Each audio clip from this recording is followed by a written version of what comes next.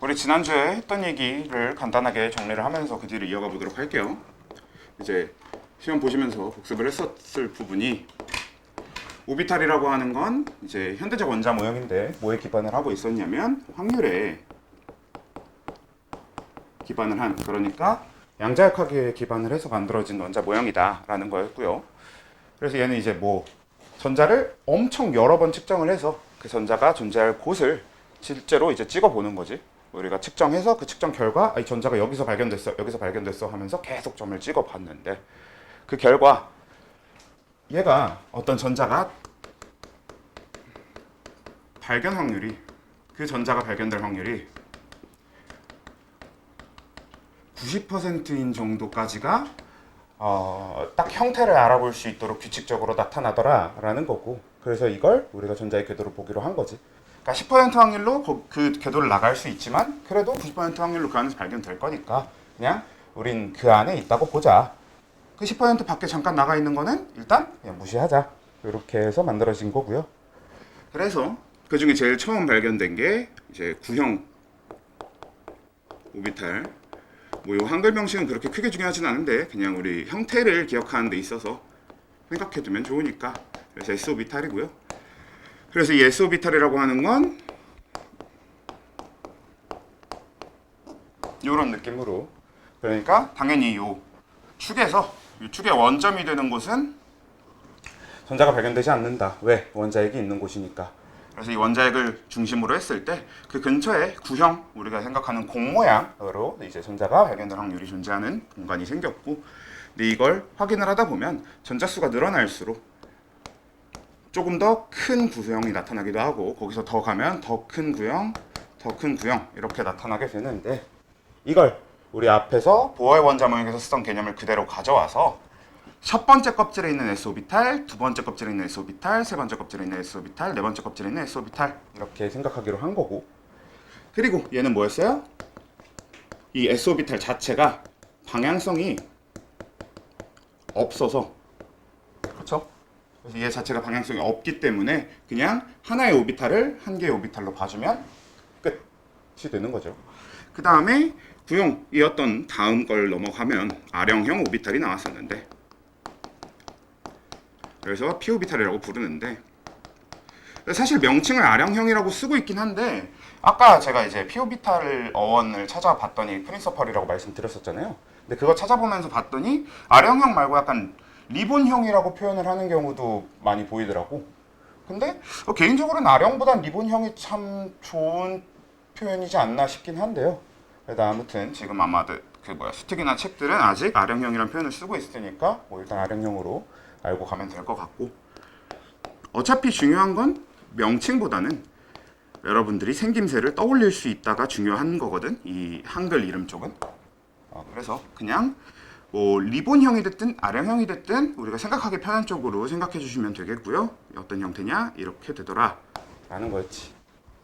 그래서 얘는 뭐였냐면, 얘는 언제부터 처음 등장하냐, 처음에 수소, 헬륨 얘네들까지는 그냥 S오비탈만 나타나고, 그리고 리튬, 베릴륨도 마찬가지로 S오비탈만 나타나는데, 붕소부터 나타나기 시작해서 두 번째 껍질에서 처음 나타나는구나 라는 걸 생각할 수 있게 된 거고, 그렇게 생각하게 된 거고요. 그 다음에 두 번째 껍질에서 처음 나타나게 돼서 2P오비탈 이렇게 붙이는 걸 이후로, 이거 다음에 또 이거보다 더 크게 나타나는 게 3P오비탈, 이거보다 더 크게 나타나는 게 4P오비탈 이렇게 되는 건데, 이 R형형 오비탈 자체가 생긴 거 보면 방향성이 있었죠. 그리고 그 방향성은 몇 개였냐? 그렇죠, 3개였습니다. 그래서 얘는 3개의 방향성을 갖고 있기 때문에 얘를 좀 더 자세히 나타내 보면 이 2p 오비탈이라고 하는 건 2px 오비탈, 2py 오비탈, 2pz 오비탈이라고 하는 3개의 오비탈을 한 번에 묶어서 2p 오비탈이라고 불러준다라는 거였고, 그래서 p 오비탈 한 개는 3개의 오비탈을 가지고 있는, 그러니까 우리는 이 3개의 오비탈을 한 번에 p 오비탈로 묶어서 불러주는 이런 개념이라고 봐야 된다고 했습니다. 그래서 얘는 이 EPX라고 하면 이렇게 X축을 이제 X축에 걸쳐 있는 리본 형태인 거고, EPY라고 하면 Y축에 걸쳐 있는 형태를 갖게 되는 거고, EPZ라고 하면 Z축에 걸쳐 있는 형태를 갖게 되는 거고, 이런 느낌이 드는 거였습니다. 근데 얘네들은 굳이 이렇게 세 개의 방향으로 구분이 되지만 한 번에 묶어주는 가장 큰 이유가 뭐냐면 얘네 셋은 에너지가 차이가 없어서 한 번에 묶어주는 겁니다.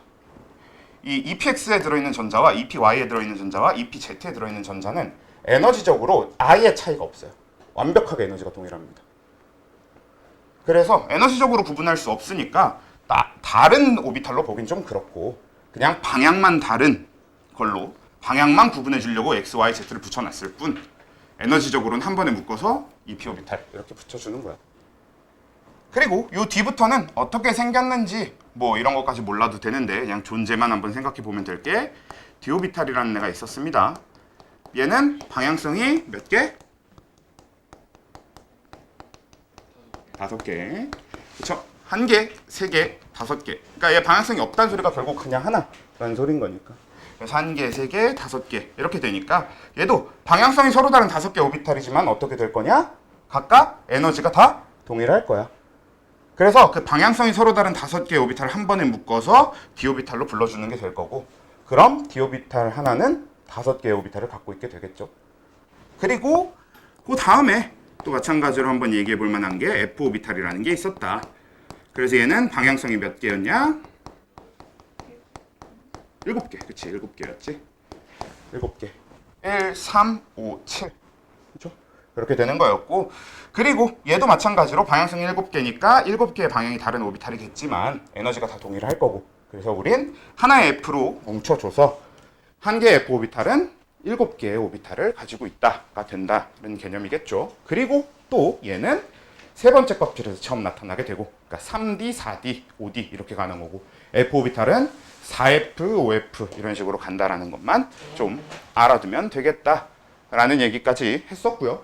또 이 다음에 그래서 전자가 이렇게 발견된다라는 거를 우리 관찰을 통해서 알아낸 건데 단순히 이렇게 관찰을 통해서 알아냈으니까 끝! 아니고 반대로 이제 우리가 전자를 여기다가 배치해봄으로써 그러니까 일단 규칙을 알아내고 그 규칙만 알고 있으면 우리 직접 전자를 배치해서 어떤 원자가 어떻게 전자가 배치되어 있을지 어떤 원자에 있는 전자들이 어떤 오비탈에 들어있을지를 생각해 볼 수 있게 규칙을 찾았다고 했죠. 그래서 이제 그 오비탈에 전자를 배치하는 규칙의 내용으로 넘어가 보면 일단 그 첫 번째가 되는 게 뭐였냐? 싸움의 원리였습니다. 아이고. 싸움의 원리. 그래서 얘는 뭐였냐면 에너지가 제일 적은 오비탈부터 천천히 다 채워가야 된다라는 얘기입니다. 한마디로 에너지가 적은 오비탈이 안 채워졌는데 에너지가 많은 오비탈로 넘어가면 안 된다는 개념이 되는 건데 이유는 뭐였냐면 자연 상태의 원자들은 다 어떻게 하고 싶어 한다. 자연 상태의 물질들은 전부 다 에너지를 최소한으로만 갖고 싶어 한다 라고 얘기했었죠. 일부러 에너지를 더 많이 갖고 싶어 하는 애들은 없어요. 에너지를 더 많이 갖고 있는 건 불안정한 상태가 되는 거거든요. 우리가 이거를 연력학에서는 엔트로피가 높다라고 하는데 물론 이제 자연은 엔트로피가 증가하는 방향으로의 변화를 계속해서 이제 일으키지만 그렇다고 하더라도 본인들이 가진 에너지가 그냥 무작정 증가하는 걸 좋아하는 건 또 아니라서 근데 이건 이제 물리학적인 개념이니까 당장 우리가 다룰 내용은 아니라서 일단 다시 지워놓고 중요한 건 그래서 싸움의 원리에 따라서 가려고 하면 오비탈의 에너지 관계를 알고 있어야 되겠죠. 근데 에너지 관계 자체는 그냥 기본적으로 껍질이 바깥쪽 껍질일수록 더 에너지를 크게 갖고 있더라 라는 얘기가 일단 우선이 되는 거였는데 이 얘기는 어떤 얘기랑 같은 거였냐면 전자가 원자핵으로부터 멀리 있으려면 에너지가 많아야 된다라는 이야기였던 거죠. 그래서 바깥쪽 껍질일수록 에너지가 많은 건 당연한 건데 단순히 그것뿐만 아니라 오비탈 자체도 보면 첫 번째 껍질에 있는 1s보다 두 번째 껍질에 있는 2s가 큰 건 그냥 더 멀리 있으니까 크다고 하더라도 얘보다도 EP 오비탈의 에너지가 더 크더라 라는 거였고요.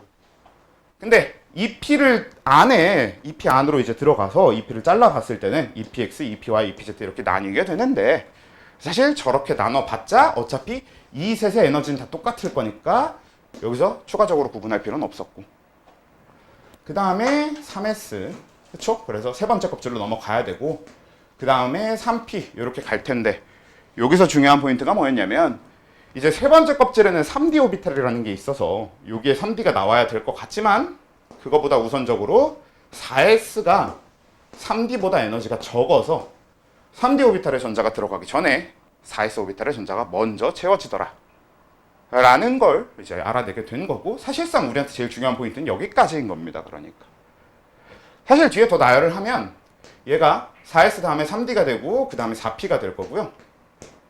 4P 다음에는 5s가 오고 그 다음에 4D가 올 거고 그 다음에 5P가 올 거고요. 그 다음에 6s 온 다음에 그 다음에 5D가 오고요. 그 다음에 4F가 오고 뭐 이런 식으로 쭉쭉 갈 건데, 사실 순서를 따지면 뒤로 가면 계속 이렇게 될 거거든. 근데 어차피 우리는 20번 이상의 원소를 다룰 일은 거의 없습니다. 고등학교까지에서의 단계에서는 우리가 20번 이상을 다루게 될 일은 없어. 그래서 사실 20번까지만 다루면 여기 4S까지만 하면 딱 20개가 되는 거니까 사실 이 뒤로 더 다룰 필요는 없지만, 그래도 한 요 정도까지는 확실히 알아두는 게 좋고, 뭐 알아두는 김에 요 다음에 4P가 온다는 것도 사실 그냥 생각해서 떠올릴 수 있으면 좋겠고, 아니면 그냥 같이 알아두면 좋겠죠. 그래서 이런 식의 순서로 가더라 라는 걸 한번 봐두면 되는 게 싸움의 원리였는데, 이건 뭐 수소 제외, 수소를 제외한 나머지들만 이렇게 되는 거였고, 수소는 1s 다음 2s, 2p가 같은 에너지 준위를 갖고, 그 다음 3s, 3p가 같은 에너지 준위를 갖고, 3d까지도 다 같은 에너지 준위를 갖고, 이런 식으로 되는 거였는데, 사실 생각해보면 그러니까 수소의 에너지 준위는 1s보다 2s가 크지만 2s랑 2p는 같고요. 그 다음에 3s가 오지만 3s, 3p, 3d가 다 같고요. 4s가 이제 3d보다 클 거고, 그 다음에 4s, 4p, 4d, 4f가 다 같고, 이런 식이 될 건데, 애초에 근본적으로 그러니까 수소는 뭐냐? 전자가 하나밖에 없으니까 이런 느낌이라면 굳이 오비탈적으로 접근하기보다는 그냥 뭐라고 생각해도 되는 거야? 그냥 보호원자 모형으로 생각해도 된다는 거지. 그냥 어떤 운동 상태를 갖느냐를 아예 신경 안 쓰고 바깥쪽 껍질로 갈수록 에너지가 많구나만 생각해도 아무 문제 없다는 얘기입니다. 그래서 수소는 그렇다는 거고, 수소를 제외하고 나머지들은 꼭 이렇게 가야 된다는 얘기고요. 그 다음에 두 번째가, 사실 이게 두 번째로 많이 오긴 할 뿐 중요도 상으로는 싸움의 원리보다 더 중요해서 저는 이제 첫 번째로 다루는 경우가 좀 더 많은데, 그래서 뭐였었냐면 파울리 베타 원리라고 하는 거였죠.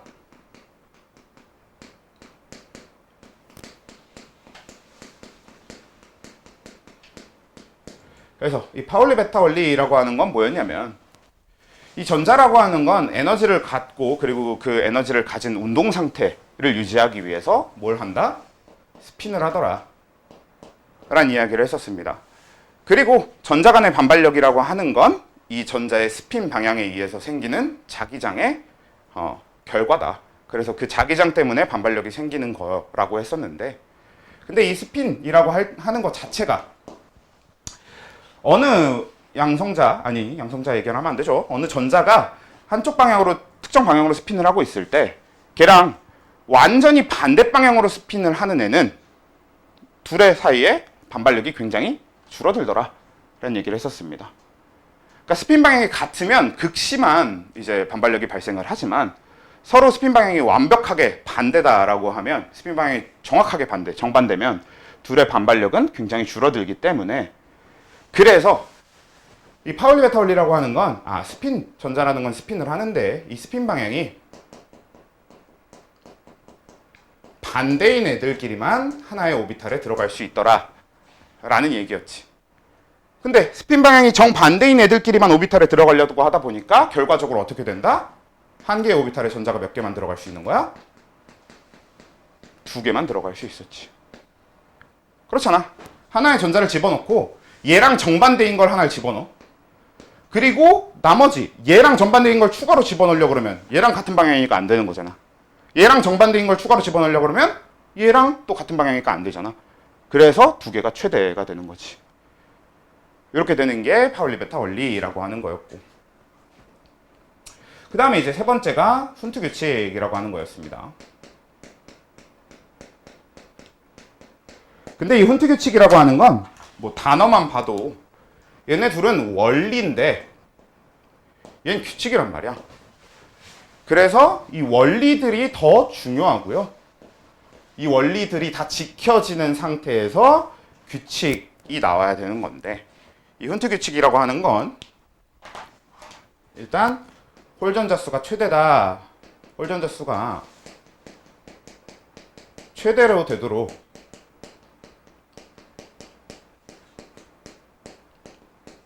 배치된다라는 게 이제 훈트 규칙이라는 거였어요. 그러니까 어떤 개념이었었냐?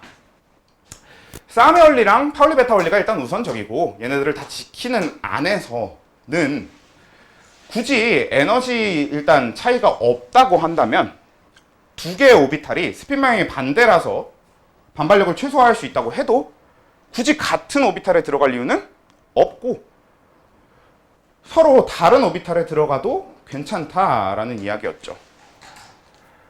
그걸 이제 실제 그 오비탈 전자 배치랑 같이 해서 얘기를 해보면 대충 한 누구쯤 되는 걸 갖다 놓고 얘기를 할까요? 탄소, 질소, 탄소쯤 갖다 놓고 얘기를 해봅시다. 자, 탄소의 전자 배치를 직접 해보면서 좀 얘네들에 대한 부가 설명을 마무리를 해보면 일단 탄소는 전자수가 총 몇 개? 네, 탄소는 6번 원소이기 때문에 전자수가 총 6개가 될 겁니다. 그럼 이 6개의 전자를 오비탈 배치를 해보면 어떻게 되느냐? 우리 오비탈 배치는 어떻게 적어주느냐? 일단 제일 작은 것부터 데려와서 배치를 할 거고요. 그리고 그 오비탈에 들어있는 전자수를 여기 위에다가 이렇게 적어주는 방식으로 오비탈 개수, 오비탈 안에 들어있는 전자들을 적어주게 됩니다. 그럼 얘는 1s, 요 싸움의 원리에 의해서 1s 먼저 채워야 되니까 데려와서 그 다음에 파울리 베타 원리에 의해서 최대 2개만 들어갈 수 있으니까 이렇게 2개 집어넣었으면 끝이죠. 그 다음에 1s 다음에 에너지가 되는 게 2s 데려올 거고요. 그 다음에 2s 데려왔으면 2개 채우면 될 텐데 그럼 이제 6개의 전자 중에서 4개는 끝났잖아.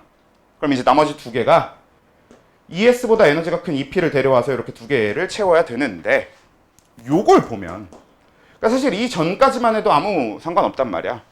실제로 이걸 그림으로 그려보면 어떻게 되냐면요. 1s 오비탈은 이렇게 방으로 우리 오비탈은 이렇게 방으로 많이 표시를 해줘요. 그래서 이렇게 방의 형태로 표현을 해준 다음에 1s에 2개 들어있다를 스핀 방향을 반영해서 그리면 이렇게 그려지는 거지. 그 다음에 ES 오비탈의 2개도 일단 S 오비탈은 방으로 표현을 한 다음에 얘도 요 들어있는 전자 2개를 스핀 방향을 반영해서 그리면 이렇게 표시가 되는 거였고요. 근데 EP 오비탈이라고 하는 건 방으로 표현을 하면 이렇게 표현이 됩니다.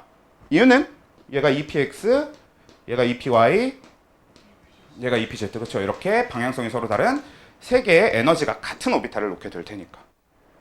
근데 얘네 셋이 에너지가 다 같으니까 어차피 싸움의 원리에 의하면 에너지가 낮은 것부터 채워야 되는데 얘네들 중에 낮은 것부터라고 해서 순서가 있어 없어? 없잖아. 다 똑같으니까. 그래서 여기에다가 전자를 2개를 배치할 때 처음 배치하는 전자도 셋 중에 아무 데나 들어가도 상관없어요. 실제로 첫 번째 전자가 어떤 운동 상태를 갖고 있느냐는 그냥 그때그때 지 맘대로입니다. 그래서 우리도 지 맘대로 넣어 봅시다. 여기다가 일단 하나의 전자가 이렇게 들어갔어. 그러면 이제 얘는 EP에 2개가 들어가야 되니까 하나 더 들어가야 되는데 그때 아무리 적어도 이렇게 서로 스핀 방향이 반대가 되면 굉장히 반발력이 줄어드는 건 맞지만 아무리 적어도 반발력이 있긴 있으니까 굳이 하나의 오비탈 안에 2개가 들어가는 게 아니라 그러니까 2개의 오비탈이 하나의 운동 상태를 갖는 게 아니라 하나가 EPY 형태의 방향을 갖고 있으면 나머지 하나는 EPX나 EPZ의 형태의 운동 방향을 갖게 되더라. 이게 훈트 규칙인 거지. 그래서 저기 적었던 홀 전자수가 최대가 되도록 배치한다라는 건 무슨 뜻? 이런 식으로 혼자 있는 전자수가 위에 두 규칙을 어기지 않는 한 최대가 되도록 한다 라는 얘기입니다. 그렇지? 만약에 이걸 탄소가 아니라 질소로 바꾸고 그래서 전자가 6개가 아니라 7개가 되고 그래서 EP 오비탈에 2개가 아니라 3개가 된다고 하더라도 여기서 추가되게 되는 전자는 무조건 어디 들어가게 될 거야? 그치, EPX에 들어가게 될 거다라는 얘기인 거죠. 그럼 여기서 하나 더 가서 질소가 아니라 산소가 되고요. 그래서 7개가 아니라 8개가 되고, 그래서 여기로 넘어와 보게 되면 아무리 훈트 규칙 때문에 홀 전자 수가 많고 쉽다고 하더라도 지금 이 P가 다 찬 거야, 안 찬 거야? 안 찬 거지. 그러니까 싸움의 원리에 의하면 지금 이 P가 다 안 찬 상태에서 3S 데려오면 돼, 안 돼? 안 되는 거잖아. 그래서 얘 아직 다 안 찼네? 그럼 3S는 못 데려오니까 아무리 홀 전자 수가 많고 싶어도 지금 여기서 더 뭐 어떻게 할 방법은 없고 무조건 얘가 4개가 될 거고, 그러면 이제부터는 어떻게? 요 셋 중에 하나에 추가로 들어가야만 하겠다. 그래서 이것도 마찬가지입니다. 아무 데나 들어가도 돼. 이런 식으로 들어가도 상관없더라.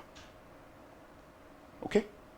이렇게 되는 거고, 그래서 탄소에서 그 다음 산소에서 이제 그 다음에 플루오린 이렇게 가서 얘가 8개에서 9개가 되고 요게 5개가 되면 요 중에 한 군데 추가로 들어갈 거고,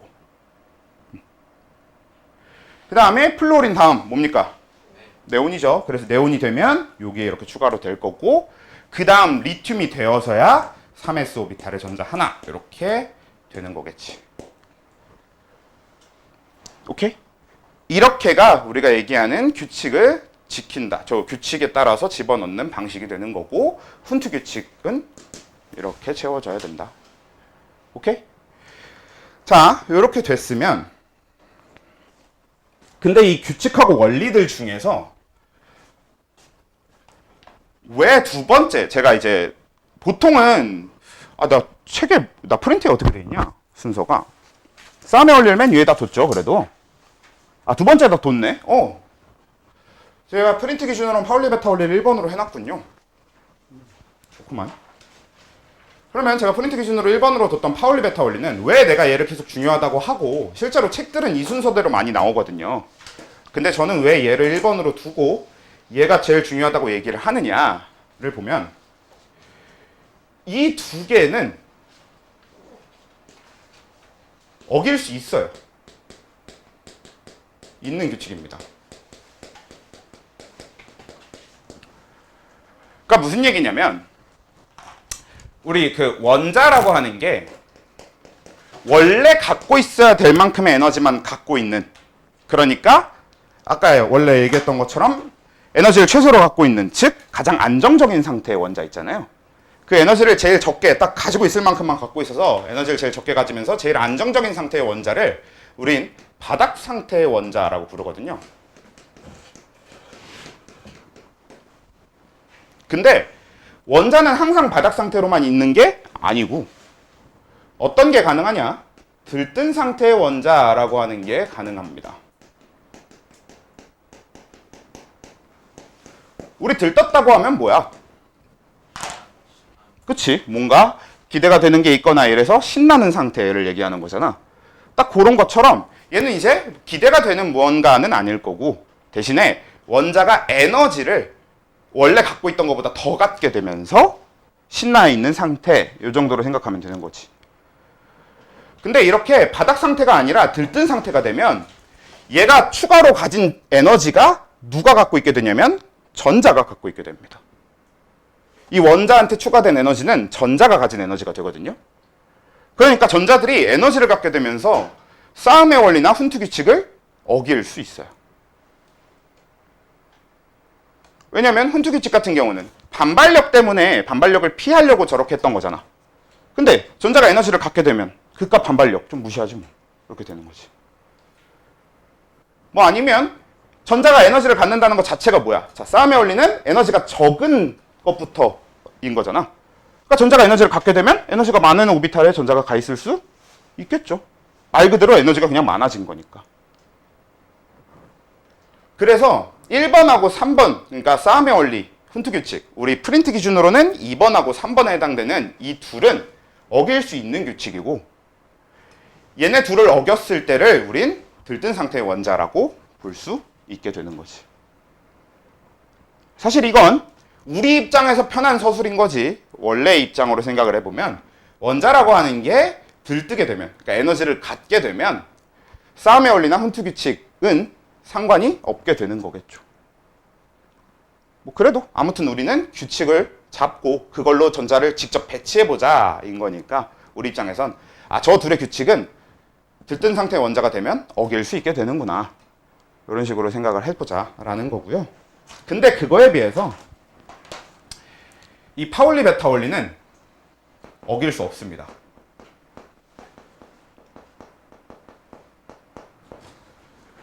즉 무슨 소리냐? 하나의 오비탈 안에 전자가 3개 들어간다든지 아니면 하나의 오비탈 안에 이런 식으로 스핀 방향이 같은 전자가 들어있다든지 이런 경우는 아예 절대로 불가능하다는 얘기예요. 그래서 파울리 베타 원리는 항상 지켜지는 규칙입니다. 그럼 이런 식으로 만약에 표현을 했다. 이건 존재할 수 없는 원자입니다. 그냥. 실제로 이런 상태의 원자는 존재하지 않아요.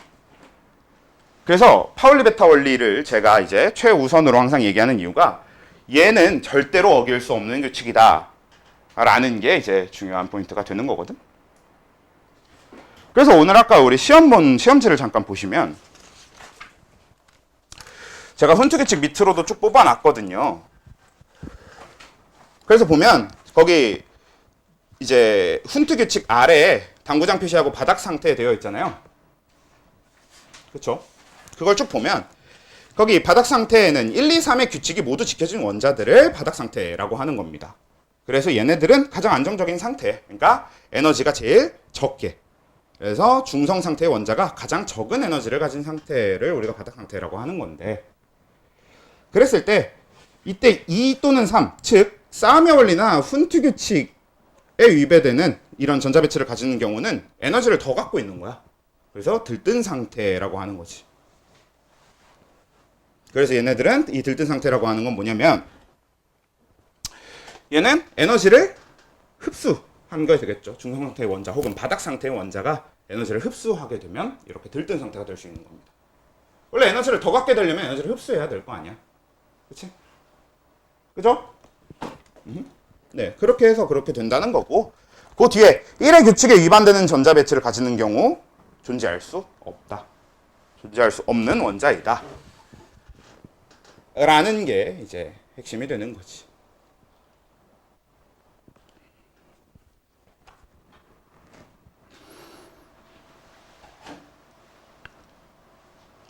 그렇죠? 그래서 그 밑에 있는 거는 그 EX3번이라고 되어 있는 걸 잠깐 보면요. 그거는 우리 너네 답지에 보면은 보어 원자 모형 배치를 그 K, L 이렇게 해서 알파벳으로 표현을 해놓은 게 있어요. 그거는 우리 전자 껍질에 대한 명칭인데 사실 저건 미리 해둘 필요는 없지만 그래도 요게 나온 김에 잠깐 얘기를 해보면요. 우리 보어 원자 모형에서 원자에게 가장 가까운 껍질을 그냥 첫 번째 껍질, 그 다음 껍질을 두 번째 껍질, 그 다음 껍질을 세 번째 껍질 이렇게 표시를 했잖아. 근데 얘네들의 정식 명칭은 이 가장 가까운 첫 번째 껍질이라고 하는 애가 명칭이 K가 돼요. K 껍질이라고 합니다. 그리고 그 다음부터 K부터의 알파벳 순서를 따라가면 돼. K 다음 뭐? M이겠죠? 그 다음? M 아니죠. L이겠죠? 그 다음에 M. 그 다음 껍질은 N. 이런 식으로 가는 거지. 그 다음 껍질 O. 그 다음 껍질 P. 이런 식으로. 그래서 알파벳을 이렇게 K부터 해놓는 거거든. 근데 그냥 이게 첫 번째 껍질, 두 번째 껍질, 세 번째 껍질, 네 번째 껍질, 다섯 번째 껍질 이란 표현을 K, L, M, N, O, P 이런 식으로 알파벳으로 표현해 놓은 것 뿐이니까. 그래서 거기 적혀 있는 것처럼 산소 같은 경우는 총 8개의 전자를 갖고 있을 거고, 그럼 첫 번째 껍질, 즉 K 껍질에 2개, 그 다음 두 번째 껍질 L 껍질에 6개 해서 답지에 적혀 있는 것처럼 요렇게 적어주게 되고요. 그 뒤에 탄소를 본다라고 하면 탄소 같은 경우는 총 6개의 전자를 갖고 있게 될 테니까 그럼 K 껍질에 2개가 들어있게 되고 첫 번째 껍질에 2개가 들어있게 되고 그 다음 두 번째 껍질 L 껍질에 4개가 들어있게 된다. 이렇게 표시를 할 수 있겠지. 근데 이제 그거는 여기 보어 원자 모형 기준으로 얘기를 하는 방법인 거고, 이걸 이제 오비탈 기준으로 얘기를 해보면 얘는 1s 2개, 2s 2개, 2p 4개 이렇게 표현될 거고, 그림까지 해서 그릴 때는 이렇게 이제 그려줄 텐데, 요거는 이제 한 개 한 개 두 개가 되든 한 개 두 개 한 개가 되든 두 개 한 개 한 개가 되든 그건 상관이 없다고. 그건 이제 여러분들 마음대로 하시면 되는데 그냥 이렇게 하도록 하겠습니다. 그래서 이런 느낌으로 적으면 되는 게 이제 산소의 오비탈 전자 배치까지가 되는 거고, 현대적 원자 모형에서의 전자 배치가 되는 거고, 탄소의 오비탈 모형에서의 전자 배치는 1s 2개 해서 이렇게, 2s 2개 해서 이렇게, 그다음에 2p 3개 해서, 3개 아니죠? 2개죠. 2개 해서 이렇게 그려놓은 상태에서 얘도 마찬가지. 요 3칸 중에 2칸에 하나씩 들어갈 건데 어느 칸에 집어넣든 상관없습니다. 그래서 뭐 대충 한 이런 식으로 그려볼까 해도 상관없는 거지. 요게 이제 우리가 여태까지 얘기한 전자 배치에 대한 걸 정리를 하게 되는 거고. 됐죠? 그리고 그 밑에 보시면 EX4번 보면 그게 이제 이 규칙을 어긴 애들을 이제 보자는 건데, 그러니까 가를 보시면요. 가는 일단 총 전자가, 그러니까 가가 원소 중에 누구예요? 네, 그걸 알아내는 방법은 그냥 총 전자수를 세주면 돼. 얘는 하나, 둘, 셋, 넷, 다섯, 여섯 개의 전자를 갖고 있으니까 탄소겠지. 근데 얘는 뭐를 안 지키고 있어요?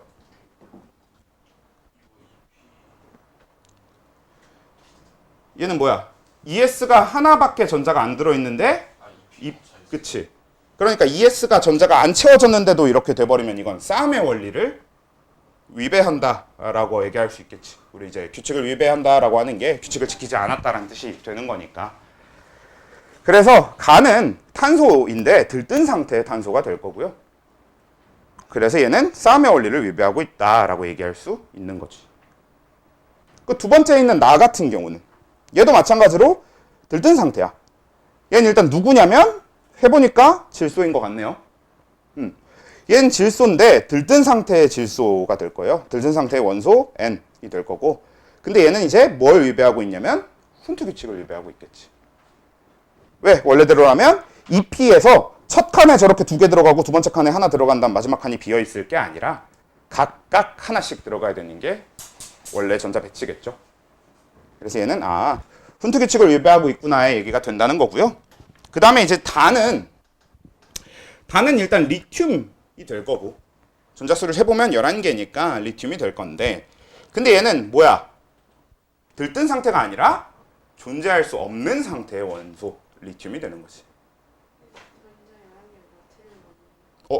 나트륨. 죄송합니다. 네, 나트륨. 네, 그래서 존재할 수 없는 상태의 원소 나트륨이 돼야 되는 거지. 근데 왜?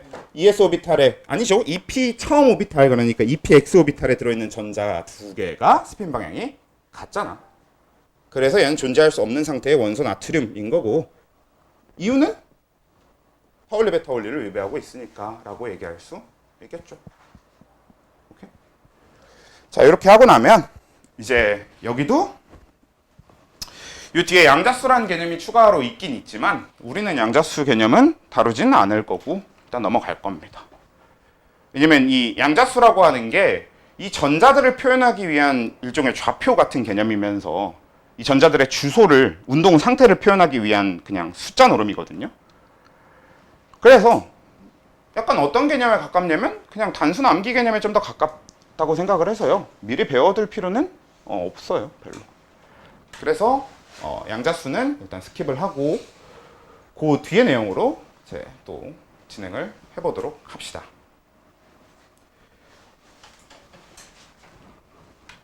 그리고 우리 이제 이 싸움의 원리 얘기하면서 지난번에 얘기했던 것도 잠깐 다시 떠올려보면 이 싸움의 원리가 요게 2개, 6개, 2개, 6개, 2개 해서 여기까지가 20번이라고 했었잖아요. 우리가 20번 원소까지만 외워서 써주는 이유가 이거였지. 딱 요 20번 원소까지만 외워서 써줬을 때 S오비탈과 P오비탈만 가지고 해결이 가능하니까. 그럼 우리 원래 그 보얼 원자 모형 기준으로 사용하던 옥텟 규칙이라는 걸 그대로 쓸 수 있더라. 그 얘기가 나온 김에 잠깐 얘기를 해보면요. 그 뒤에서 한번 또 하게 될 거지만 황을 보면 황은 몇 번이에요?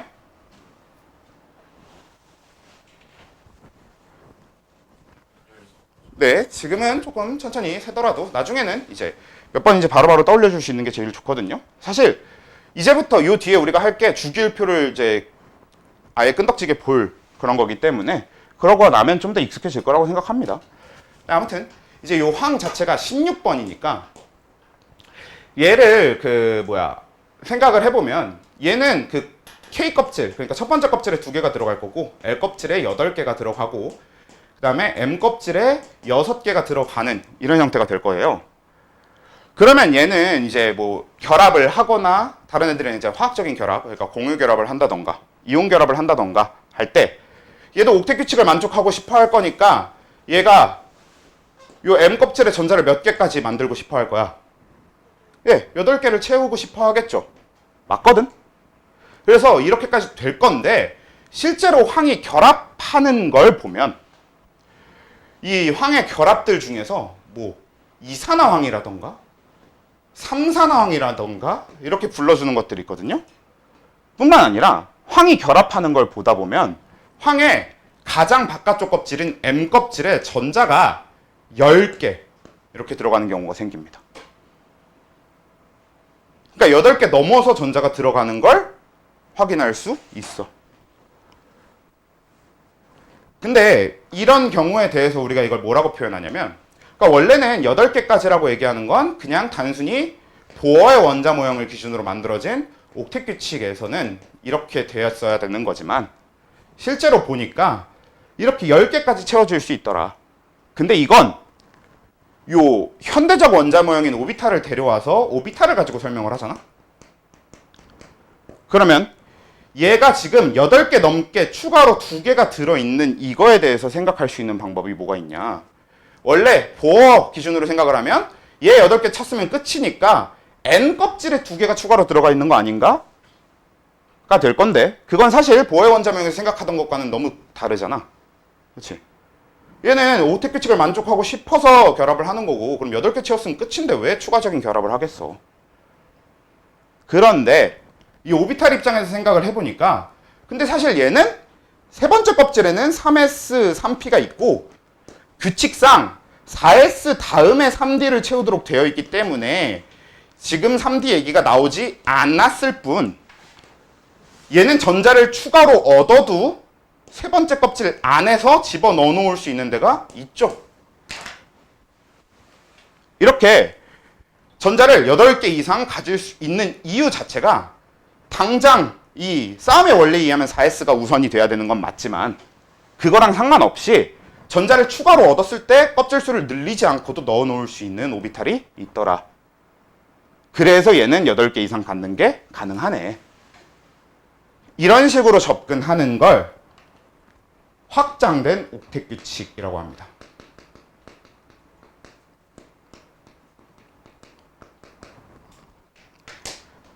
그래서 3주기 비금속, 그러니까 우리 3주기에서 뭐 황, 뭐 인, 염소 이런 애들 있잖아요. 이렇게 3주기 비금속 원소들로 넘어오게 되면 얘네들은 옥텟 규칙을 만족하고 싶어 하는 거 맞고 그래서 옥텟 규칙 위주로 되는 거는 맞는데 추가적인 결합을 통해서 옥텟 규칙 이상, 그러니까 8개 이상의 전자를 가질 수 있어. 왜? 3d 오비탈의 존재 때문에. 근데 그걸 우리는 옥텟을 깼다고 생각하지 말고 그냥 뭔가 더 얻을 수 있구나. 그러면 얘를 여기서 좀 개념을 확장해서 확장된 옥텟 규칙이라고 그냥 불러주자. 이런 개념이 존재하게 됩니다. 뭐 말 자체는 되게 복잡해 보이지만 그냥 단순하게 8개 넘게 가졌어? 그래도 옥텟 규칙 만족한 거라고 하자. 그러려고 그냥 만든 개념이에요. 그냥 항상 어떤 경우에도 옥텟을 써먹으려고. 얘 자체가 워낙에 좋은 이제 규칙이다 보니까 옥텟 규칙이라고 하는 게 되게 많은 현상을 설명할 수 있다 보니까 얘를 계속 써먹기 위해서 그냥 만들어 놓은 그냥 말 같은 겁니다. 그런 얘기까지 하고 나면 이제 요 다음에 원소 내지는 원자의 주기적 성질 쪽으로 들어가는데 그래서 오랜만에 주기율표를 그려놓고 가봅시다.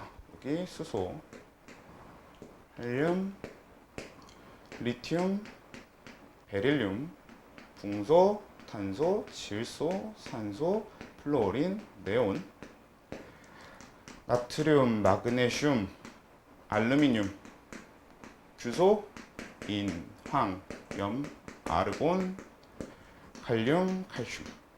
자, 여기까지가 20번이니까 이렇게 되겠죠. 자, 그래서 지난번에 여러분들이 알고 있었던 걸로 기억하니까 그거부터 바로 얘기를 해보면, 우리 세로줄을 뭐라고 해? 족이라고 불렀죠. 그래서 명칭이 어떻게 됐냐면, 여기 첫 번째 줄을 1족 이렇게 불렀었고, 두 번째 줄은 2족이 됐었는데, 세 번째 줄이 그치 13족이었죠. 3족이 아니라. 그래서 얘가 13족, 그 다음에 14족, 15족, 16족, 17족, 18족 이렇게 될 건데, 이렇게 가는 과정에서 왜 중간에 3족부터 12족이 왜 없었냐면, 3족 중에 가장 첫 번째, 3족 중에 원자 번호가 가장 빠른 게 누구더라? 21번. 그러니까 칼슘 다음에 나오는 애더라 라는 거였고, 애초에 3족부터 12족은 전이 원소라고 해서 뭐다? 3d 오비탈의 전자를 채우고 있는, 그러니까 3d뿐만 아니라 이 d 오비탈을 가지고 얘기를 해야 되는 애들이 들어가는 거였고, 이렇게 d 오비탈을 가지고 얘기를 해야만 하는 것들은 보의 원자문으로 설명할 수 있겠어 없겠어? 절대 불가능할 거 아니야. 그러니까 우리가 20번까지만 가지고 그런 d 오비탈에 대한 이야기를 최소한으로 하기 위해서 요 그냥 교육과정 자체에서 20번까지만 주로 다루게 된다. 그래서 우리는 저 족 중간에 3족부터 12족을 뛰어넘고 1, 2족, 13족, 14족 이렇게 가는 겁니다. 그렇지? 그리고 가로줄은 뭐였어? 주기. 그래서 얘 첫 번째가 이제 1주기가 되면 1주기, 2주기, 3주기, 4주기 이렇게 가는 거였죠. 그럼 일단 그냥 이 족이나 주기 자체가 갖는 의미에 대해서 생각을 해봅시다. 이미 여러분들이 할 만한 이야기지. 자, 주기는 같은 주기면 어떤 공통점을 갖고 있어요? 껍질 개수가 같다라는 규칙을 갖고 있지. 1주기 원소들은 껍질이 몇 개? 1개. 2주기 원소들은 껍질이 몇 개? 2개. 3주기 원소들은 3개. 4주기 원소들은 4개의 전자 껍질을 갖고 있지.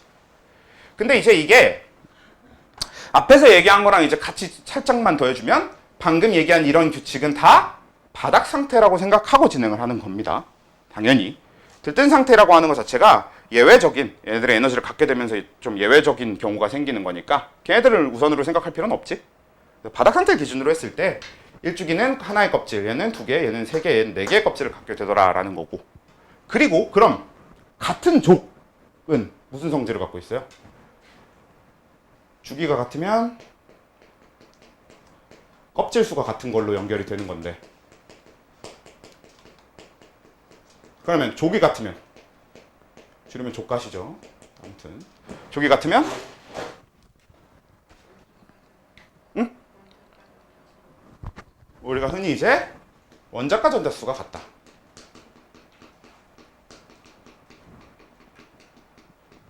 생소해? 생소하신가? 좀 생소할 수 있다고 생각하는데, 좀 생소할 수 있다고 생각해요. 그럼 원자과 전자수란 표현 대신에 혹시 최외곽 전자수 이건 어때요? 이것도 좀 생소한가? 그러면 어차피 둘 다 생소할 거면 둘 다 잠깐 얘기를 해봅시다. 일단 이쪽이 우선인데 최외곽 원자수부터 얘기를 해볼게요. 최외곽 원자수라고 하는 게 가장 바깥쪽에 있는 전자수라고 생각하시면 되거든요. 그래서 가장 바깥쪽 껍질에 있는 전자수를 얘기한다고 보시면 돼요. 근데 지금 요 세로줄을 보면은 헬륨은 가장 바깥쪽 껍질이 그냥 첫 번째 껍질이잖아. 그리고 그 껍질에 전자가 1개 들어있겠죠. 리튬은 하나, 둘 해서 첫 번째 껍질 채우고 났으니까 얘는 가장 바깥쪽 껍질이 두 번째 껍질인데 거기 전자 몇 개야? 1개 들어있죠. 그 다음에 얘도 하나, 둘 해서 여기 첫 번째 껍질 다 채워져 있고 두 번째 껍질에 전자 8개인데 여기 지금 보면 정확하게 원소가 8개란 말이야. 그러니까 얘도 첫 번째, 두 번째 껍질 다 찬 상태로 세 번째 껍질에 전자가 몇 개? 1개 들어있지. 그럼 얘는 네 번째 껍질에 전자가 1개의 형태가 되는 거지. 그래서 같은 족, 1족이라고 하면 얘네들은 전부 다 최외곽 전자수가 1개로 같은 거지. 이런 개념이 되는 건데, 그럼 2족의 최외각 전자수는 2개가 되는 거고, 그리고 13족의 최외각 전자수는 3개, 14족, 4개, 15족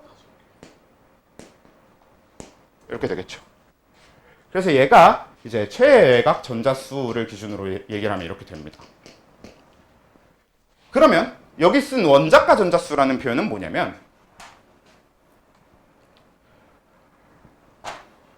자, 이 원자가 전자수는 원자가 가진 전자 중에서 결합 또는 반응에 참여할 수 있는 전자의 수를 원자가 전자수라고 부릅니다. 이게 일단 원자가 전자수의 정의거든. 그러니까 무슨 얘기냐면, 지금 염소를 갖다 놓고 생각을 해보자. 그럼 염소가 가진 17번이니까 17개의 전자 중에서 첫 번째 껍질의 2개와 K 껍질의 2개와 두 번째 껍질 L 껍질의 8개까지는 이 10개는 반응에 참여하지 않아요. 왜냐? 이미 안정적으로 전부 다 채워져 있는 껍질의 전자죠. 그러니까 얘네들은 굳이 뭔가 반응을 하는데 전혀 관여하지 않는 거야. 그럼 반응이나 결합에 관여하는 건 누구만이냐면 가장 바깥쪽에 있는 7개만 반응에 관여를 하는 거지. 이 반응이라고 하는 건 뭐냐? 대표적으로 자, 이 염소는 어떤 식의 반응을 할 거냐면, 지금 요거 가장 바깥쪽 껍질에 7개밖에 없으니까 옥텟을 만족하기 위해서 어떻게 하고 싶어요? 전자를 얻고 싶어 하겠지. 몇 개? 1개 얻고 싶어 하겠지. 자, 근데 이 염소가 1개 얻고 싶어 하는 애인데 만난 애가 리튬이야. 근데 리튬은 어떤 애냐면, 얘는 K 껍질에 2개의 전자를 갖고 있고 L 껍질에 전자가 1개 들어있잖아요. 그럼 얘는 이 옥텟 규칙을 만족하고 싶어 하니까 옥텟 규칙을 만족하려고 어떻게 해요, 얘는? 그치? 얘는 이 껍질에 옥텟을 만족하게 하려면 7개를 가져와야 된단 말이야. 그건 너무 힘드니까. 그래서 어떤 선택을 주로 하게 되냐면, 이 리튬은 이 전자 한 개를 버리는 선택을 주로 하게 되죠. 그치? 우리가 이렇게 전자를 버리게 되는 거를 금속성, 전자를 얻으려고 하는 애들을 비금속성을 가지고 있다라고 얘기를 하는데, 이 둘이 만나면 그냥 얘가 이 1개 버리는 김에 얘가 이거 하나 얻어오면 둘 다 완벽하게 만족이 되거든? 그러면 이런 경우는 이렇게 깔끔하게 떨어지는데, 만약에 이렇게 만난 게 아니라 염소랑 염소가 만났다고 해보면, 얘도 전자를 하나 얻고 싶어 하는지 얘도 전자를 하나 얻고 싶어 하는지, 그러면 어떻게 할 거야? 얘네 둘은 얘는 주고 싶어 하고 얘는 얻고 싶어 하니까 얘가 얘한테 주면 되는 거였지만, 얘네 둘은 둘 다 얻어야 되니까, 그래서 뭘 했었어요? 뭘 해요? 공유결합이라는 거라지. 어떻게 하는 거였냐면, 나도 얻고 싶고 너도 얻고 싶은데 그러면 둘 다 계속 만족하지 못하는 거 아니냐? 그러지 말고, 그러면 내 거 하나를 너한테 공유를 해줄게, 네 것도 나한테 하나를 공유를 해줘서 요 2개의 전자를 같이 나눠 갖자 라고 하는 게 공유결합의 개념인 거고, 이렇게 하면 결국 얘는 얘한테 하나 공유해주지만 얘한테 하나 공유 받음으로써 총 8개를 갖고 있게 되는 거지. 얘도 총 8개를 갖고 있게 되잖아. 이런 식으로 옥텟을 만족하게 되는데, 이 공유해주는 전자는 무조건 가장 바깥쪽 껍질에 있는 걸 공유를 해주겠지. 이미 만족되어 있는 안쪽 껍질에 있는 걸 공유할 필요가 없잖아. 그래서 이 비금속 원소들한테서 가장 크게 나타나는데, 요 가장 바깥쪽 껍질에 있는 전자가 반응에 참여하게 될 거고, 사실 금속도 마찬가지야. 금속도 누군가한테 전자를 준 거고 얘가 전자를 버리려고 한다면 가장 바깥쪽 껍질에 있는 전자를 버리잖아. 그러니까 결과적으로 가장 바깥쪽 껍질에 있는 전자들이 반응에 참여하더라라는 얘기가 되고, 그래서 최외각 전자수와, 그러니까 최외각 전자라는 개념과 원자가 전자라고 하는 개념은 거의 비슷한 개념이 되는 거지. 그러니까 표현 자체는 얘는 반응에 참여하는 전자이고요, 얘는 그냥 가장 바깥쪽 껍질에 있는 전자거든. 근데 사실 결국 반응에 참여하는 전자가 가장 바깥쪽 껍질에 있는 전자더라라는 거지. 그래서 되게 비슷한 개념이 되는 건 맞는데, 근데 지금 얘가 최외각 전자수로 잡았을 때 적어놓은 숫자죠. 근데 이걸 원자가 전자수를 기준으로 바꿔보잖아? 그러면 뭐가 바뀌냐? 얘가 바뀝니다. 0으로. 왜? 자, 18쪽은 최외각 전자수가 8개야. 그럼 가장 바깥쪽 껍질이 옥텟을 만족해, 안 해? 이미 하고 있지. 그러나 얘네들은 추가적인 반응이나 결합을 할 필요가 있어, 없어? 전혀 없겠지. 그러니까 전자들의 반응에 관여 자체를 안 할 거 아니야.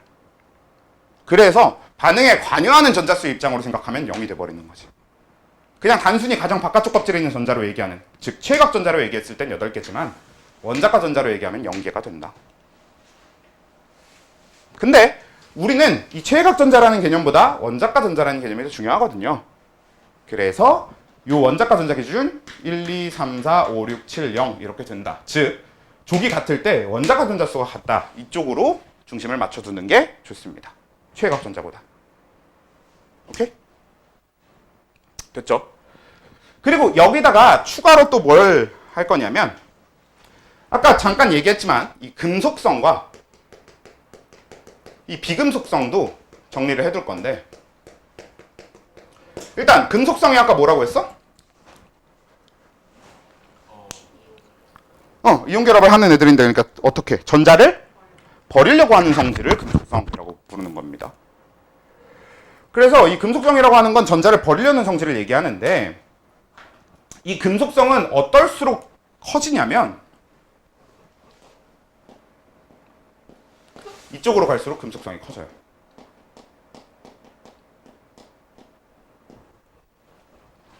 그러니까 우리가 배운 20번까지의 원소 중에서 가장 금속성이 큰 게 누구다? 칼륨이다. 그 얘기는 무슨 소리냐면 가장 전자를 버리고 싶어하는 애가 칼륨일 거란 얘기입니다. 그래서 칼륨의 전자를 버리려는 성질은 상당히 강해요. 혹시 금속의 이온화 경향이라는 걸 외우셨나요? 아직 안 외우셨으면 나중에 너네가 한 번쯤은 배울 기회가 있을 텐데 금속의 이온화 경향이라고 해서 이 금속들은 서로 누가 더 이온화하고 싶냐의 순서를 가져요.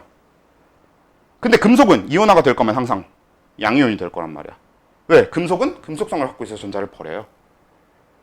근데 금속의 이온화 경향을 이제 순서대로 쭉 해서 너네가 외울 거거든. 그래서 칼, 카, 나, 마, 알, 아, 철, 니, 주납 이런 식으로 해서 쭉 이렇게 배울 텐데 제일 금속의 이온화 경향이 큰 게 칼륨입니다.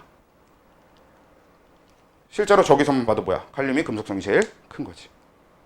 선생님 근데 요 밑에 있는 원소들도 데려오면 그럼 얘기가 달라지지 않아요? 당연히 달라지는데 어차피 걔네들 얘기는 거의 안 할 거니까.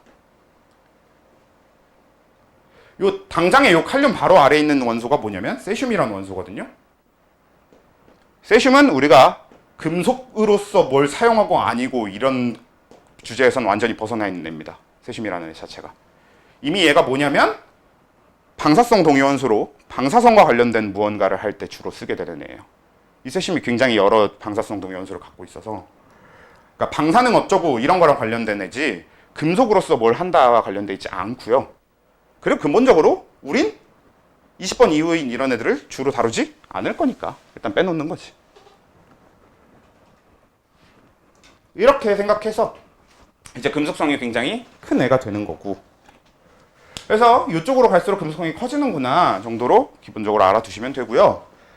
그리고 비금속성이라고 하는 건 전자를 얻고 싶어하는 성질일 거란 말이야. 그럼 비금속성은 어떻게 되겠어? 어떻게 될 것 같아? 이 주기율표를 기준으로 어느 쪽으로 갈수록 커져야 될 것 같습니까? 그치? 정확하게 금속성 반대로 갈수록 커져야겠지. 왜냐면 얘가 얻고 싶어하는 성질이니까 잃고 싶어하는 성질이니까 잃고 싶어하는 성질이 클수록 얻고 싶어하는 성질은 약해야 될 거 아니야. 그래서 반대로 가야 되는데 그래서 그 비금속성은 오른쪽 위로 갈수록 커지돼. 어디를 기준으로? 여기까지만 기준으로 비금속성이 커지는 거지.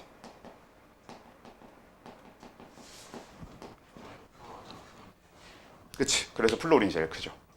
왜? 18족은 금속성이고 비금속성이고 이런 게 없지. 반응 자체를 그냥 안 할 거니까. 얘네들은 전자를 얻고 싶지도 잃고 싶지도 안 한단 말이야. 그렇죠? 그래서 이렇게 금속성이 크다, 비금속성이 크다 이렇게 가는 겁니다. 됐으면 이게 이제 금속성과 비금속성에 대한 얘기고 그리고 우리 주기율표에서 비금속성이란 얘기와 별개로 실제로 진짜 그 원소가 금속이냐 비금속이냐를 나누는 건 또 다른 얘기긴 하거든요. 그 나누는 기준이 되는 칸은 어디예요? 그치, 계단식이지. 금속을 기준으로 나누는 칸은 요렇게 계단으로 갑니다. 그래서 요 파란 계단에 아래쪽이 금속이에요. 그러니까 당연히 주로 금속성이 큰 애들이 금속이 되는 거지. 그리고 반대로 비금속이라고 부르는 애들은 어딜 기준으로 하게 되느냐? 이 주황선을 기준으로 위에 있는 애들이 되는 겁니다. 이 계단을 기준으로. 쟤네들은 어떤 비금속성이 큰 애들이잖아요, 주로. 그런 애들이 비금속에 들어가는 거지. 네, 그래서 이제 여기서 예외가 되는 거 몇 가지를 좀 짚어보면 얘네 얘기보다 일단 우선적으로 수소부터 얘기를 해보면 자, 수소는 그래서 어떤 특징을 갖냐면 수소는 일쪽이다 보니까 금속성이 큰 쪽 이쪽으로 좀 붙어 있잖아요. 그래서 실제로 수소는 전자를 얻으려 하는 성질이 약한 편이고 잃으려 하는 성질이 꽤 강한 편이라서 수소는 전자를 잃는 경우가 더 많습니다. 요건 뒤에 전기음성도라는 개념이랑 또 이어서 또 볼 건데 일단 당장은 그냥 수소는 전자를 잃으려고 하는 즉 금속성이 되게 강한 편이긴 해. 근데 그렇다고 하더라도 분류상 비금속으로 분류해줘야 돼요. 왜냐하면 저 기준으로 봤을 땐 수소는 비금속이니까. 그래서 수소는 좀 특이하게 금속성이 큰 비금속 이런 개념이 되는 거지. 그리고요. 요 말씀하신 요 중간에 있는 붕소하고 요 규소에 대한 얘기를 해보면 이런 애들은 이제 준 금속이라고 불러요. 이 준금속은 화학적으로는 비금속적인 특징을 갖습니다. 그러니까 비금속처럼 생각해도 돼. 만약에 누군가와 결합을 할 거라면 어떤 결합을 하냐면 공유 결합을 위주로 하겠다는 거지. 금속들처럼 얘네들이 전자를 버리는 게 아니라 전자를 얻어오는 식의 결합을 더 많이 합니다. 그러니까 화학적으로는 그냥 비금속으로 보면 되는 거긴 하거든. 근데 여기서 문제가 하나 있는데 너네 금속하고 비금속, 금속이 아닌 걸 나눠놨을 때 너희들 머릿속에 가장 크게 두드러지는 금속과 비금속의 차이 나는 특징이 뭐가 있어요?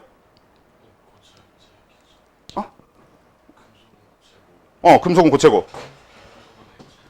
액체나 기체고 그것도 굉장히 좋은 특징이에요. 비금속은 일반적으로 액체나 기체로 존재하는 경우가 더 많고 금속은 고체로 존재하는 경우가 더 많아. 그건 맞는데 근데 그건 이제 상이라고 하는 개념으로서 그건 화학적인 성질이라고 보긴 조금 어려울 수도 있고 사실 화학적인 성질이 아예 아니진 않은데 그러면 그거 말고 또 자석에 붙고 비금속은 안 붙고 이렇게 생각할 수 있겠지. 근데 자석에 붙고 안 붙고를 조금 더 거기서 조금만 더 생각을 나가보자. 단순히 거기서 끝나지 말고 플러스 전화와 마이너스 전화가 좀 자유롭게 나뉘어져 있고 아니고가 결국 이게 자석에 붙고 안 붙고를 결정하는 거란 말이야. 그러니까 금속은 상대적으로 마이너스 전하들이 자유로워요. 우리가 금속이 가진 이 자유로운 마이너스 전하들을 뭐라고 부르냐? 자유전자라고 부르거든요. 그래서 이 금속들은 자유전자를 갖고 있는 데 비해서 비금속은 전자들이 금속만큼 자유롭지 못합니다. 그래서 얘네들은 자석에 붙고 얘네들은 자석에 안 붙는 거거든. 근데 거기서 조금 더 가보면 그래서 얘네들은 자유로운 전자를 갖고 있고 얘네들은 그 전자가 그렇게 자유롭지 못하니까 무슨 차이가 생기게? 전류가 흐르고 안 흐르고의 차이가 생기지. 금속은 전기가 흘러요. 비금속은 전기가 흐르지 않죠. 그치? 그래서 우리가 흔히 그런 걸 뭐라고 하냐면 전류가 흐르는 상태의 고체 물질을 도체라고 하죠. 그리고 전기가 흐르지 않는 물질들을 부도체 혹은 뭐 비도체라고 해도 완전히 틀린 말은 아니는데 주로 이제 부도체라는 표현을 더 많이 쓰니까. 그래서 비금속은 부도체고 금속은 도체거든요. 근데 우리가 이 준금속이라고 나눠놓은 애들은 왜 준금속이라는 명칭을 갖게 됐느냐? 화학적으로는 비금속이지만 이 도체 부도체의 개념으로 가면 얘는 반은 도체고 반은 부도체입니다. 그렇지, 반도체가 되는 거죠. 그래서 준금속이라고 따로 나눠 놓은 거예요. 붕소나 규소는 그때 상황에 따라서 전류가 흐르기도 전류가 흐르지 않기도 해요. 그래서 반도체가 되는 애들이 요 붕소랑 규소가 됩니다. 그래서 우리 그 실제로 쓰는 반도체들 있잖아요. 그 반도체들의 주성분이 주로 저 규소가 들어간 경우도 되게 많고요. 근데 요즘은 규소보다는 같은 준금속 라인에 우리가 20번까지만 외웠으니까 모르겠지만 더 내려가 보면 저마늄이라고 해서 뭐 다른 말로는 게르마늄이라고도 많이 부르는데 이 둘이 준금속 중에 가장 반도체에 가장 많이 쓰이게 되는 준금속들이 되는 건데 근본적으로 얘네 자체가 준금속이란 표현이 반도체라는 표현이랑 같은 거라서 그래요. 오케이? 근데 이건 사실 어느 정도 흥미 위주의 얘기긴 하거든. 사실 화학원의 기본 이론 선상에 들어있진 않아요. 근데 결국에 여러분들은 통합과학에서 반도체를 다루게 될 거고 그리고 어떻게든 반도체에 관련된 이야기는 배우게 될 거기 때문에 한 번쯤 알아둬서 나쁠 건 없을 것 같아서 한번 말씀을 드려본 겁니다. 그래도 이왕 금속, 비금속 얘기는 우리가 이 화원 자체는 금속하고 비금속에 집중을 하고 있지만 그래도 준금속이 어떤 건지 한 번쯤은 알아두면 좋아서 한번 정리를 해본 거고요. 원래는 중간에 쉬었으면 참 좋은데 이미 41분이거든요. 쉬지 않고 쭉 한 다음에 조금 일찍 끝내봅시다. 지금부터 한 5분 내지 한 9분 안으로 해서 좀 끝내고 좀 일찍 끝내자. 자, 그 다음에 또 이제 저 주기율표에서 원래는 이제 뭐 원자 반지름, 뭐 이온 반지름, 뭐 이딴 걸 이제 다뤄야 되는데 오늘은 거기에 넘어가기 위한 준비 과정까지만 하고 다 끝낸다고 생각을 해보면 될 것 같아요. 그럼 이제 요 밑에 원자과 전자 얘기를 했는데 또 종마다 가지는 특징 중에서 같은 족이면 공통적으로 나타나는 게 한 가지가 더 있어요. 그래서 그걸 같이 보면요. 뭐가 있냐면 홀전자 수가 같아요. 근데 우리 아까 홀전자가 뭐라 그랬어? 그치, 혼자 있는 전자. 껍질 하나에 혼자 있다고 하기보다는 어디에? 오비탈에 혼자 들어있는 전자를 홀전자라고 생각하시면 되거든요. 그래서 이 홀전자 수라고 하는 건 오비탈 기준으로, 그러니까 현대 원자 모형을 기준으로 했을 때 그 오비탈에 혼자 들어있는 전자들을 얘기하게 되는데요. 자, 수소를 보면 수소 오비탈 전자 배치를 해보면 1s 한 개 해서 여기 이렇게 혼자 들어있겠죠. 그럼 얘 홀전자 수가 몇 개야? 한 개가 되는 거지. 근데 리튬을 볼게요. 자, 리튬은 1s 두 개, 2s 하나 이렇게 돼서 2s 오비탈에 이렇게 혼자 들어있겠죠. 그럼 얘는 홀전자 수가 몇 개야? 한 개가 되는 거지. 그러면 베릴륨 아니고 나트륨을 보면 나트륨은 1s 두 개, 2s 두 개, 2p 6개, 그 다음에 3s 한 개 이렇게 될 거 아니야? 그래서 여기에 전자 하나 들어가서 얘 홀전자 수 몇 개야? 한 개가 되는 거죠. 칼륨도 결국 3s, 3p 다 채운 다음에 4s 하나가 되면서 홀전자 수가 한 개가 될 거라는 거죠. 그러면 이족, 즉 베릴륨의 홀전자 수는 몇 개게? 없죠. 0개가 되겠죠. 왜? 베릴륨 보면 1s 두 개, 2s 두 개인데 얘는 이렇게 들어갈 테니까 혼자 있는 전자가 없잖아 아예. 그래서 홀전자 수가 0개가 되잖아요. 근데 이건 결국 마그네슘도 가장 바깥쪽 전자가 3s 두 개가 되면서 홀전자가 아닌 상태가 될 거 아니에요. 그래서 이족의 홀전자 수는 0개가 됩니다. 그리고 그럼 13족의 홀전자 수는 한 개가 되겠죠. 그럼 14족의 홀전자 수는 두 개가 되겠지. 왜? 뭐에 의해서? 그러니까 훈트 규칙에 의해서. 그렇지? 훈트 규칙에 따르면 뭐야? 홀전자 수가 최대여야 되는데, 그렇지? p 오비탈은 전자가 두 개 들어있을 거면 한 칸에 두 개가 몰빵되는 게 아니라 따로 들어있게 되잖아. 그래서 홀전자 수가 두 개가 되는 거지. 그러면 15족은 3개의 홀전자 수를 갖게 되겠죠. 이렇게. 그럼 16족은 다시 2개, 17족은 1개, 0개. 그래서 이렇게 10, 1, 2, 3, 2, 1, 0 이렇게 변하는 홀전자 수를 갖게 됩니다. 오케이? 이건 사실상 뒤에 주기율표를 정리하면서 얘기하는 거긴 하지만 엄연히 따져보면 오비탈에 대한 얘기에 좀 더 가깝긴 하겠지. 그래서 이 홀전자 수도 상당히 중요한 개념이 되니까 알아둬야만 하겠고. 그 다음에 저것까지만 하고 끝내면 되겠네요. 그 다음에 이제 원자과 전자 수랑 홀전자 수 얘기가 끝났으면 자, 이온이 되었을 때 이온 전하량 얘기를 해봅시다. 자, 이온의 전하량이라는 건 뭐야? 일단 이온의 전하라는 건 전하의 방향성, 즉 양전하를 띠느냐 음전하를 띠느냐, 즉 양이온이냐 음이온이냐의 얘기를 할 건데, 전하량이 되면 거기에다가 이 방향만 얘기하는 게 아니라 그 양까지 얘기를 해야 되니까 몇 플러스 몇 마이너스 이런 얘기를 할 거 아니야. 근데 우리가 어느 정도 외워둬서 알아야 되는 것들도 있긴 있어요. 뭐 가장 대표적으로 나트륨 이온이 뭡니까? Na 플러스 1가 외워야 된단 말이지. 이렇게 알아둬야 되지만 사실상 이걸 생각을 해보면 왜 나트륨은 왜 플러스 1가였어요? 그치, 전자를 하나를 버리니까. 왜? 가장 바깥쪽 껍질에 전자가 원래 몇 개 있었으니까? 한 개 있었으니까. 그쵸? 얘는 11번이라서 K 껍질에 2개, 그 다음 껍질에 8개, 그 다음 껍질에 1개 이렇게 들어가 있기 때문에 얘는 이걸 하나를 버려서 옥텟을 만족시키는 게 훨씬 빨라서 하나를 버렸잖아. 근데 전자를 하나 버리면 얘는 원래 양성자가 11개, 전자가 11개였어야 되는데 하나 버리는 바람에 전자가 10개가 됐죠? 그러면 플러스 11, 마이너스 10이니까 상대적으로 뭐가 남아? 플러스가 1개 남잖아. 그래서 결과적으로 플러스 1가를 갖게 되는 건데 그건 누구 다 1쪽이면 전부 다 똑같은 얘기겠지. 그쵸? 왜? 1쪽은 전부 원자과 분자수가 1개이기 때문에 이온이 되면 플러스 1가 이온이 되는 겁니다. 그래서 단순히 수소 이온 하면 H 플러스, 리튬 이온 하면 Li 플러스, 나트륨 이온 하면 Na 플러스, 칼륨 이온 K 플러스 이렇게 외워두는 것뿐만 아니라 이런 식의 규칙성 자체도 알아두실 필요가 있겠다. 그러면 이쪽은 2 플러스가 되는 거겠지. 그렇겠죠? 왜? 얘네들은 마그네슘, 칼슘 이런 애들이 뭐니까? 가장 바깥 껍질의 전자를 2개를 갖고 있으니까.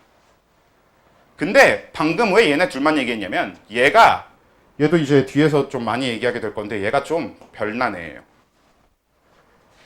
얘는 저 구분 기준으로 봤을 때 분명한 금속이고요.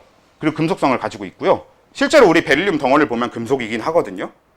근데 베릴륨은 굉장히 특이하게도 실제로 하는 결합은, 그러니까 상온, 우리가 흔하게 볼 수 있는 결합은 대부분 공유결합입니다. 근데 원래 이 공유결합이랑 이온결합이라는 게 나중에 다룰 거지만 사실 명확하게 나뉘는 게 아니야. 두 물질이 결합을 했을 때 그 결합 자체가 이온성이 어느 정도 되고 공유성이 어느 정도 되고 이런 얘기를 해서 좀 생각을 해야 되는데, 공유성이 큰 결합을 일반적으로 공유결합이라고 얘기하고 이온성이 큰 결합을 일반적으로 이온결합이라고 얘기하거든. 그래서 같은 결합도 온도나 외부 조건에 의해서 이온결합이라고 판단했다가 공유결합이라고 판단했다가 이렇게 바뀝니다. 근데 이건 대충 들어도 너무 어려운 내용이지. 그래서 실제로 우리가 이걸 막 자세하게 다루지는 않을 거예요. 요게 화원 정도의 단계, 그러니까 고등학교 단계에서 이걸 막 진짜로 디테일하게 다 다루진 않는데, 단지 이런 그 배경 스토리가 있어서 저 베릴륨은 우리가 금속성을 가지고 있다고도 얘기하고 금속으로 봐주지만 공유결합을 하게 되는 애다라는 걸 생각은 해둘 필요가 있겠다라는 겁니다.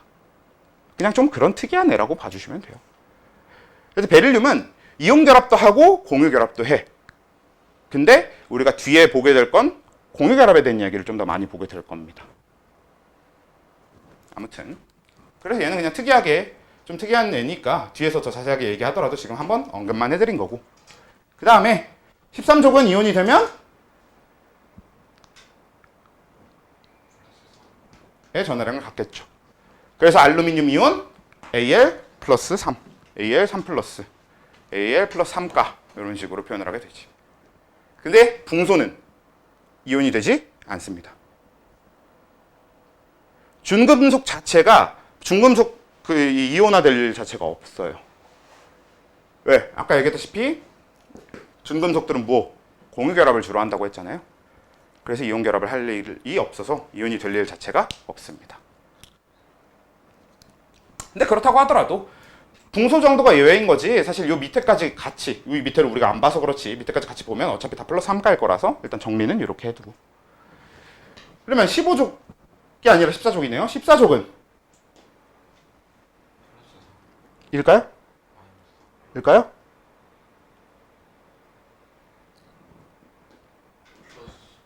세상에서 제일 보기 힘든 게 14족의 이온 형태입니다.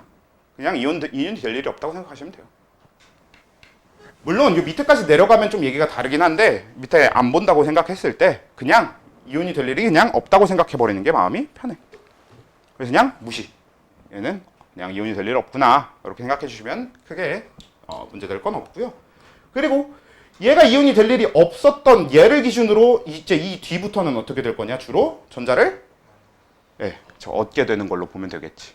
얘는 전자를 이게 되게 애매하니까 이온이 안 된다라고 생각하면 돼. 그러면 이 앞에는 전자를 잃는 애들이었고 그럼 이 뒤는 전자를 얻는 애들 이렇게 보면 되겠죠. 그래서 15족인 얘는 마이너스 3 이온이 되겠죠. 사실 이미 15족쯤만 돼도 이온을 보기는 굉장히 드물거든. 질소 이온인 N3- 자체가 볼 일이 아예 없는 수준이긴 해요. 근데 그래도 일단 저렇게 정리는 해두고 지나가고. 그 다음에 16족은 17족은 얘네들은 정말 많이 보이는 이온이지. 우리 산소 이온 혹은 산화 이온이라고 부르는 게 O, E-. 황 이온 내지는 황화 이온이라고 부르는 게 S, E-니까요. 그리고 17족 플루오린, 염소 같은 애들. 이 17족은 F-, Cl-, 즉 마이너스 1가 이온이 되는 거고. 당연히 비금속성과 또 상관없고 아예 반응을 안 하는 18족은 이온 전하량이 없겠죠. 얘도 무시해주면 되겠지. 이온이 될 일이 없으니까. 그래서 그 답지를 보시면 아마 제가 이미 드린 답지에 요게 쭉 있을 텐데 답지를 보면 답지에 거기 주기율표 있잖아요? 그렇죠? 거기 주기율표 안에 이온 전하량 해서 쭉 적혀 있는 거에 14쪽에 적혀 있는 짝대기랑 18쪽에 적혀 있는 짝대기가 음전하를 띈다의 뜻을 적어 놓은 게 아니라 그냥 이온이 되지 않는다라는 의미로 제가 짝대기를 해 놓은 겁니다. 그래서 오해하지 않게 한번 뭐 적어 두시든가 정리해 두시면 될 것 같고요. 여기까지. 고생들 하셨습니다.